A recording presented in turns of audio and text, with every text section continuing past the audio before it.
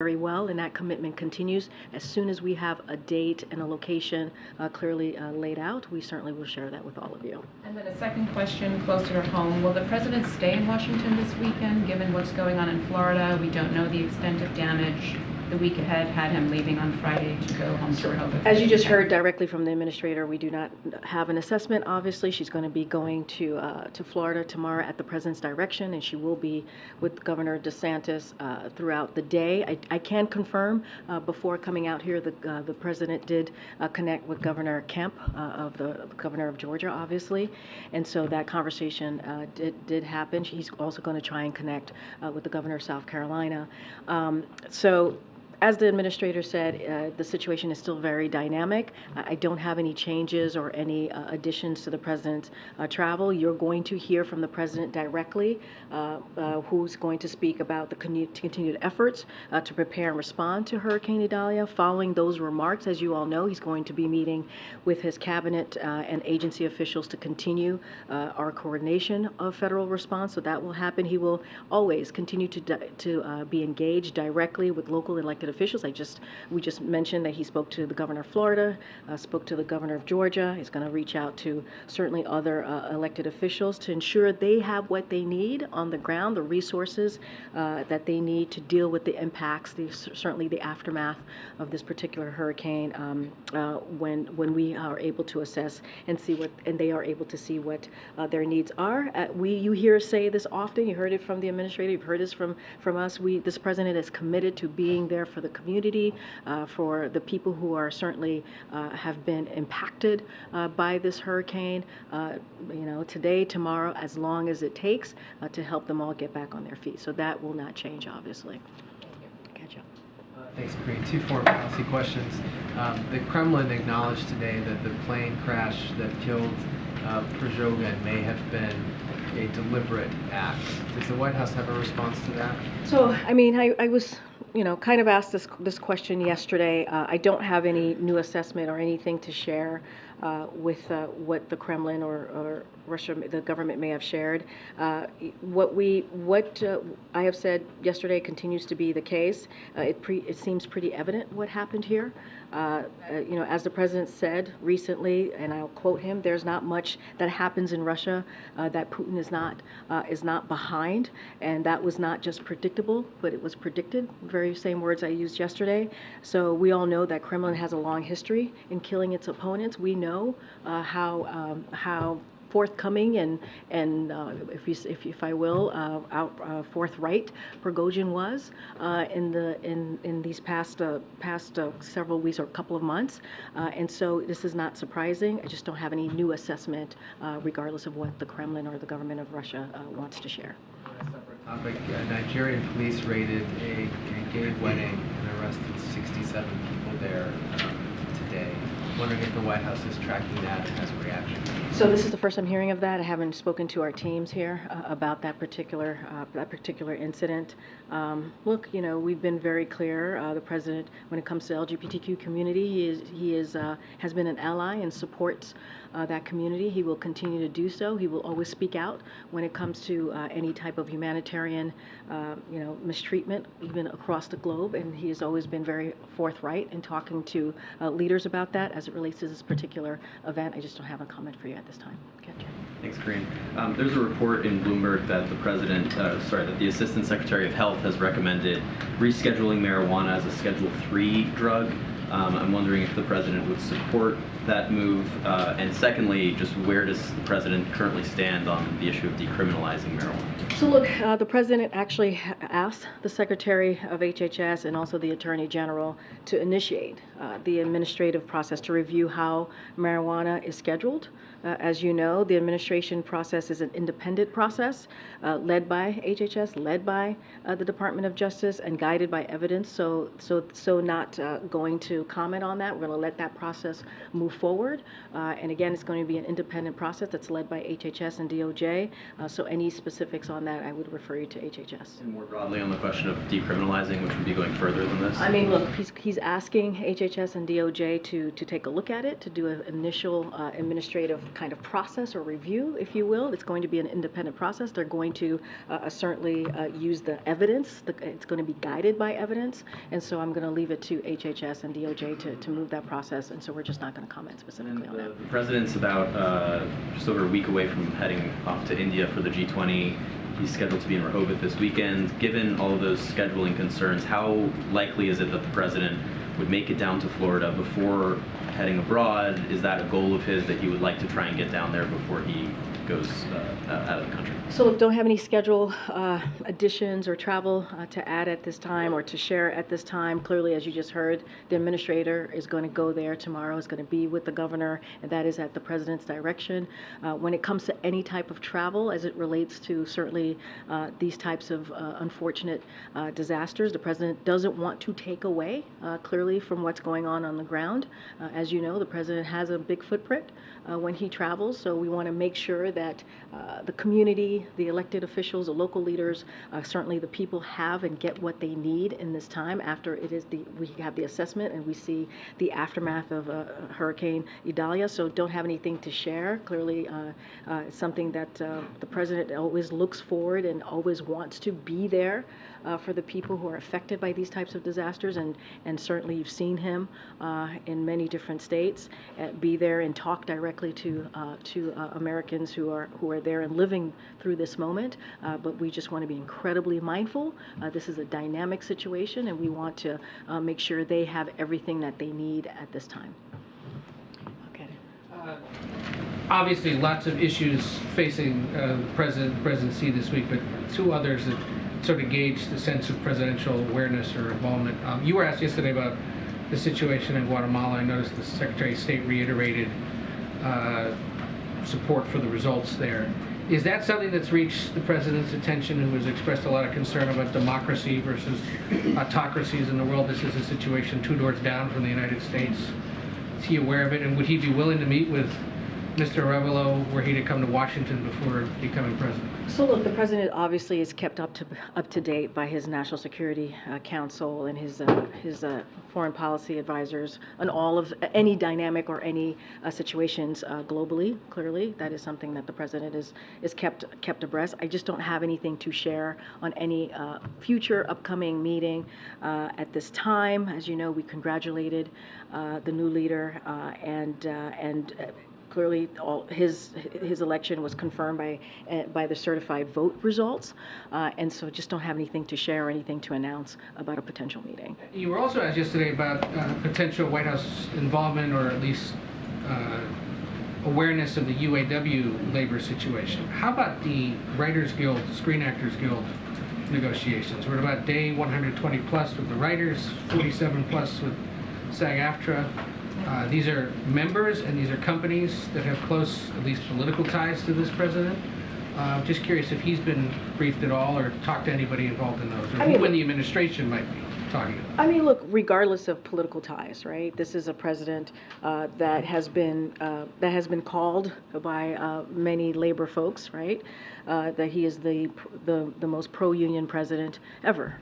And so this is a president that believes in collective bargaining. This is a president that believes certainly of the right of workers to strike. We've been very clear about that. And as it relates to the writers and also the actors, we believe they have the right to be able to ask for fair wages and fair benefits. That's why collective bargaining is so important, and we have seen it worked. Over even the past several years while this president has been president during his tenure. So that's what the president's going to continue to call for folks to come to the table in good faith, have those conversations, do that collective bargaining that the president supports. And so I don't have anything else beyond to share. But again, this is the most pro-union president, and he is incredibly proud of that record.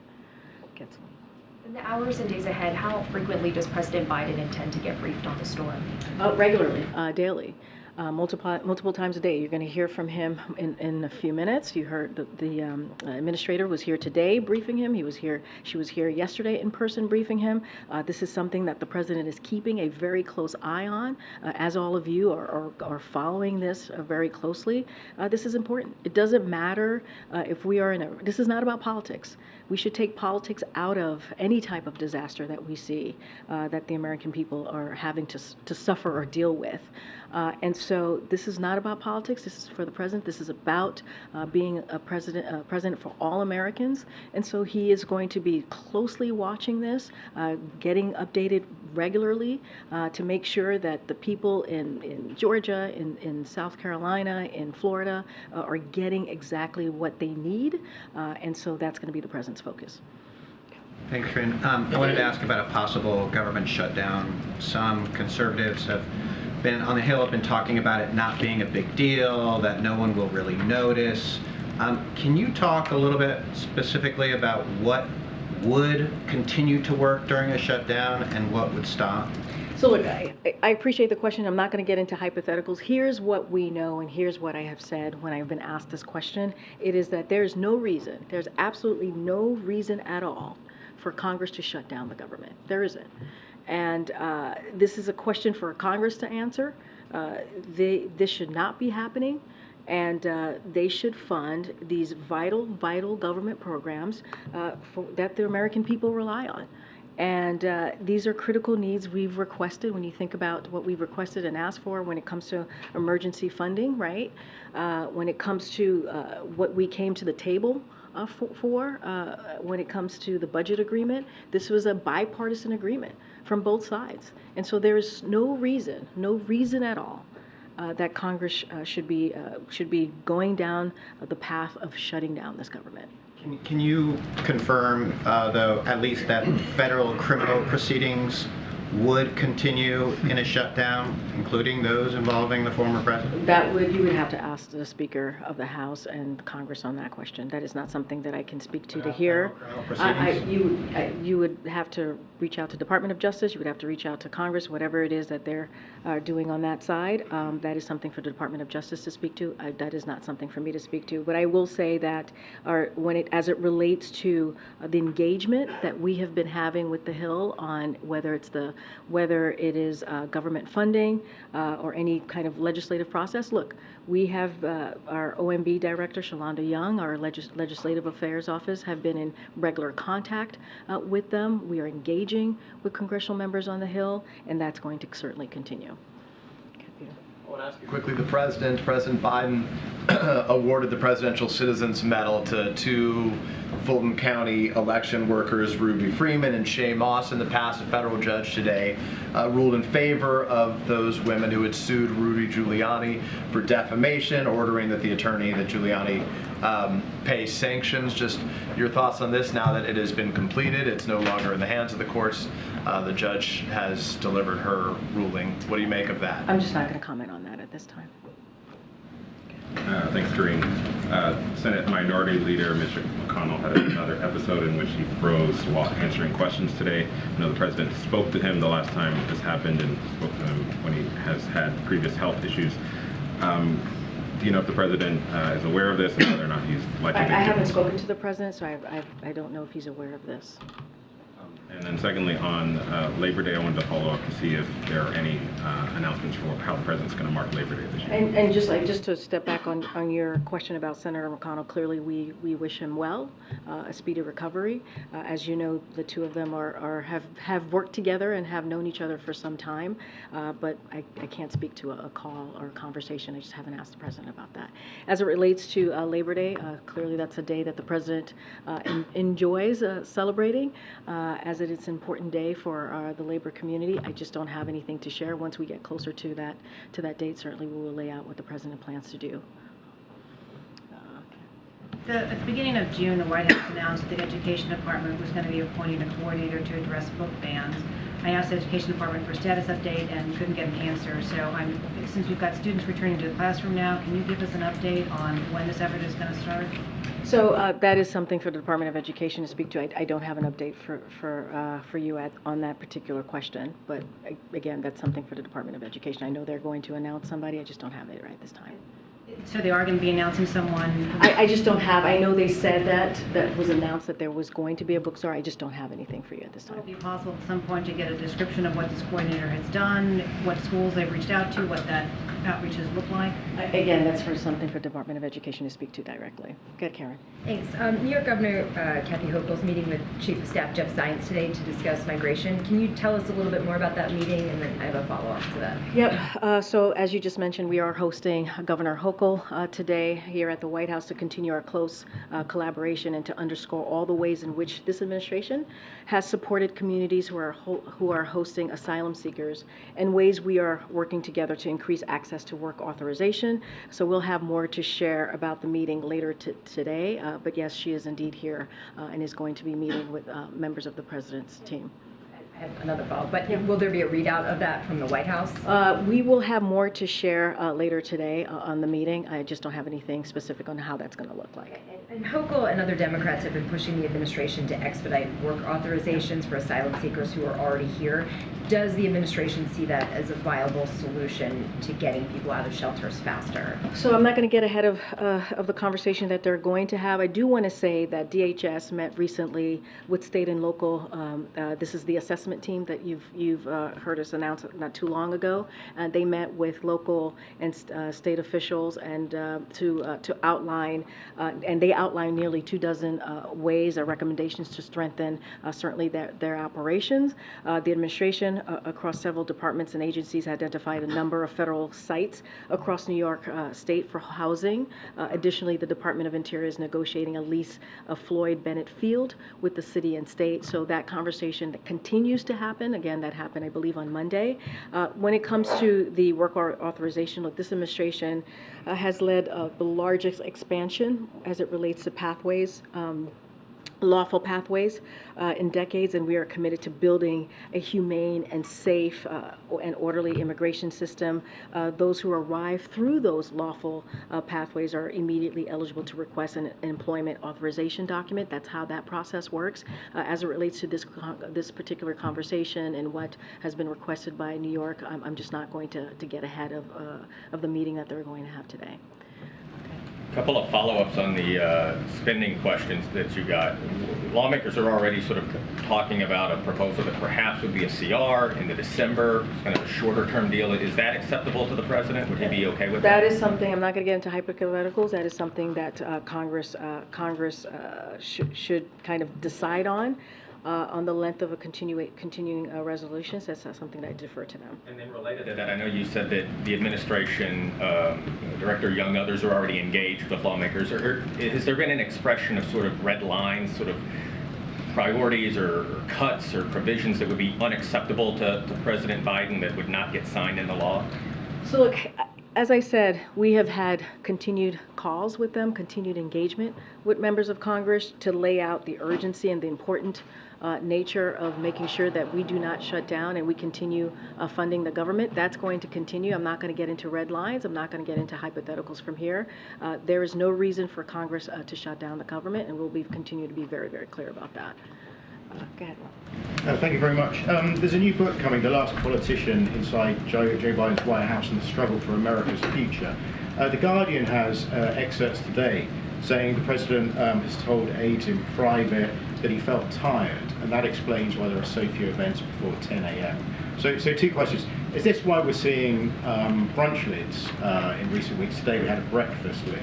And has the president admitted to you? Wait, say that last part? So is that why we had a breakfast lid this morning? I mean, the book is... what?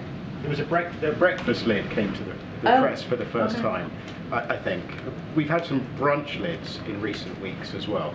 So my question is that so a you think reflection... we've had those lit because of this excerpt? Not because of the excerpt. The book is suggesting the president tells aides he's tired. But that's in the excerpt, right? Yeah, and that's why there have been so few public events before 10 a.m. I mean, that's a ridiculous assumption to make. I mean, that's a ridiculous assumption to make. Go ahead, Peter. Thank you. Eric Adams, the New York mayor, is saying about these migrants in New York City, any plan that does not include stopping the flow at the border is a failed plan. So why aren't you guys stopping the flow at the border? We are stopping the flow at the border. If anything, what the president has been able to do on his own without the help of Republicans in Congress, something that he had to do on his own again because Republicans refuse to give the funding necessary to deal with a situation, a broken immigration system that has been broken for decades. What they choose to do is play politics, but the president has put a plan that is indeed, the data showing is that it is indeed slowing down the flow of unlawful migration, and that is because of the work that this president continues to do without the help of Republicans. Okay, and it seems like the hurricane response so far is robust. Did you guys realize that the initial Hawaii wildfire response was not that good? Or is it just easier for people to get help from the White House when the president is not on vacation?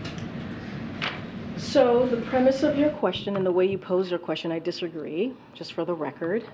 So if you were to do your reporting and speak to the governor of Hawaii, the senators of Hawaii, the folks on the ground, they would say that the president reacted in record time when it came to dealing with the wildfires, when it came to dealing and making sure that they got everything that they need on the federal level to deal with what was going on the ground. Let's not forget there were more than 600 federal employees on the ground already to assist with the wildfires in Maui. So your question is wrong, it's flawed in many, many ways, and I would advise you to go speak to the governor and the local and state officials in Hawaii.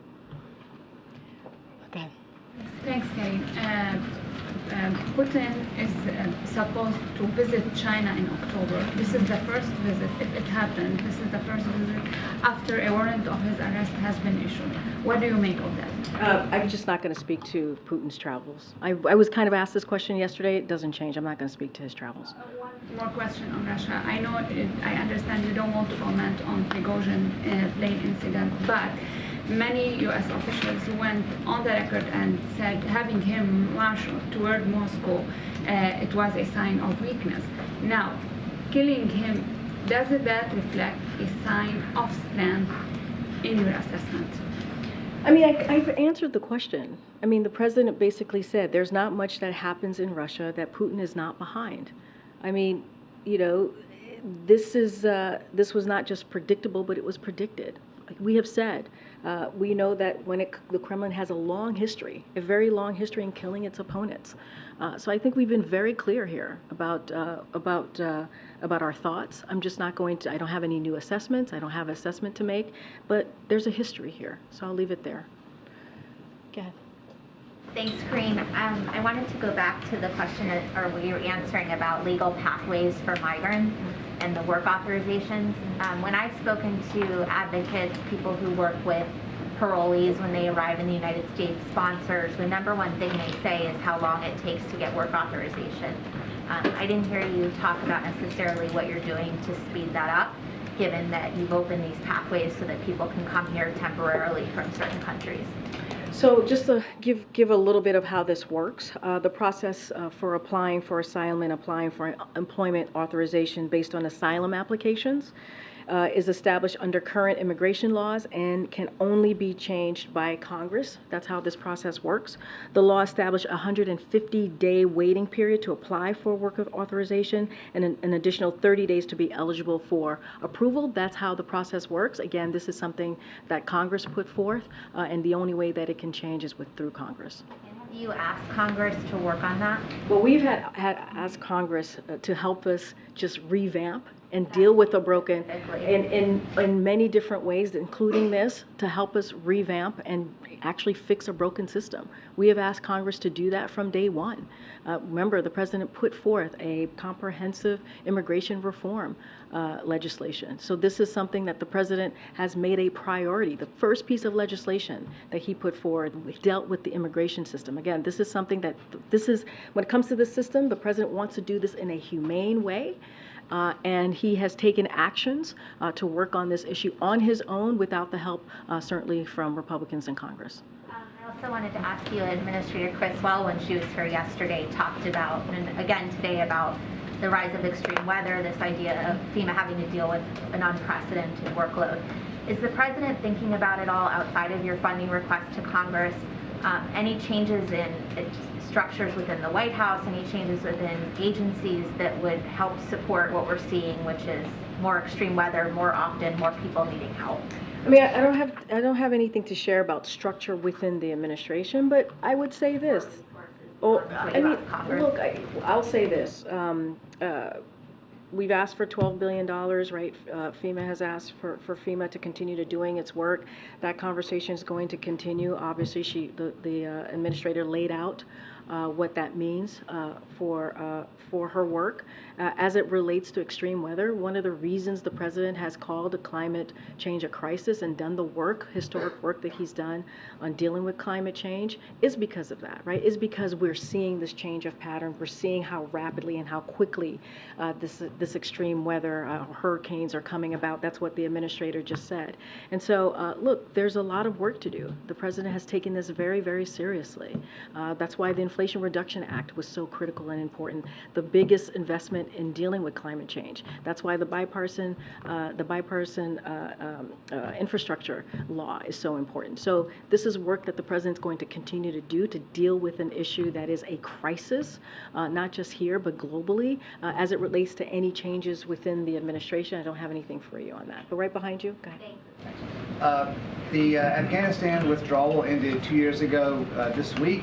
Does President Biden plan to commemorate the events and the people who were killed and left behind as that happened? So as you know, the President had a statement recently when it came to the anniversary of Abbeygate.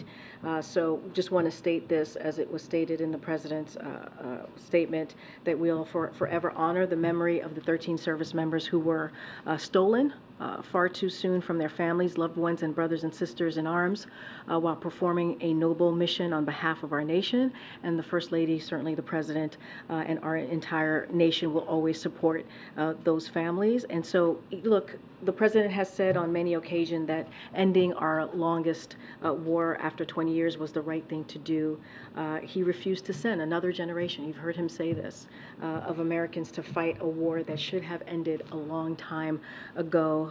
America is no longer is no longer there. Obviously, it is on a stronger footing, more capable to meet our security needs around the world, because we are not fighting a ground war in Afghanistan, and we continue to put pressure on Al Qaeda and ISIS-K while also focusing on terrorist threats elsewhere. And so that's going to be the President's focus, to make sure that our homeland is protected, that Americans are protected, and that's what the President's focus is going to continue to be. I have one more question. Go ahead.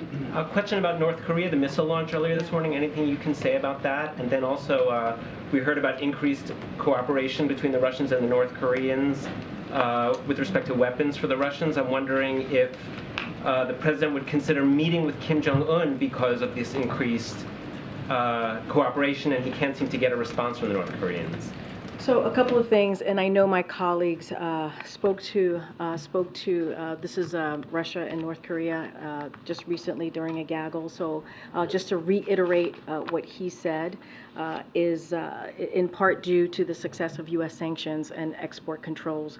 Russia has been forced to turn to rogue regimes like the DPRK to try to obtain weapons and equipment to support its military operations in Ukraine. We have previously warned that Russia is actively seeking to acquire additional munitions from the DPRK. Today, as my colleagues shared, we shared new information that arms negotiations between Russia and the DPRK are actively advancing.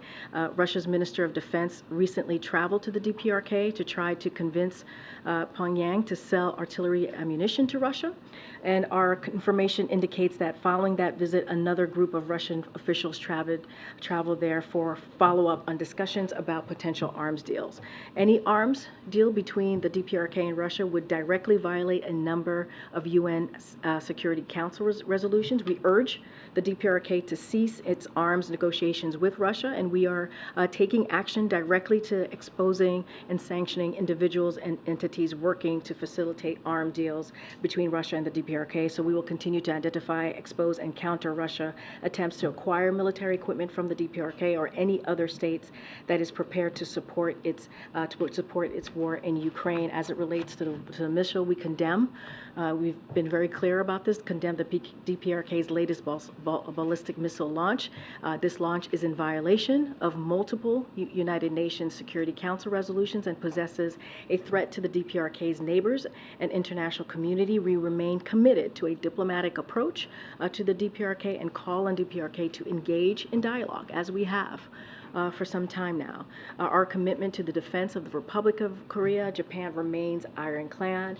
Any specifics on that, I would refer you to Indo-PACOM and for any additional comment, and I just don't have anything else to add on that. To your calls for engagement, would the President consider a meeting? I just don't have a meeting to speak to at this time, but look, we just don't have anything to share on that at this time. What I can say is that our lines of communication is open. We've been very clear on that. I just don't have anything to share on a potential meeting. With that, I'll see you guys tomorrow. Thanks, everybody. Thanks, Karine.